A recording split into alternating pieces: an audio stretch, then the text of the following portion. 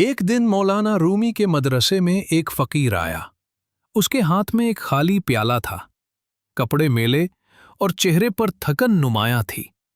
وہ مولانا کے سامنے بیٹھ گیا اور بولا، مولانا، میرے پاس کچھ نہیں، نہ مال ہے نہ علم، پھر بھی کیا اللہ مجھ سے راضی ہو سکتا ہے؟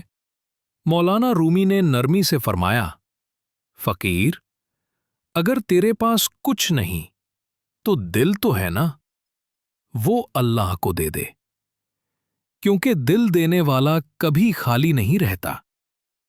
فقیر نے پوچھا، دل کیسے دیا جاتا ہے؟ مولانا نے فرمایا، جب تو اپنی چاہت چھوڑ کر صرف اللہ کی چاہت میں راضی ہو جائے تو سمجھ لے کہ تو نے دل دے دیا۔ فقیر کی آنکھوں میں آنسو آ گئے۔ اس نے کہا، مولانا، میں آج سے اپنی مرضی نہیں، اللہ کی مرضی چاہوں گا۔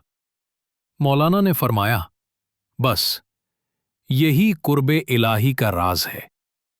جو دل اللہ کے حوالے ہو جائے اس کے لیے دنیا بھی آسان اور آخرت بھی روشن ہو جاتی ہے۔ یہ واقعہ ہمیں یہ سبق دیتا ہے کہ قناعت اور تسلیم و رضا انسان کو اللہ کے قریب کر دیتی ہے، چاہے اس کے پاس دنیا کی کوئی چیز نہ ہو۔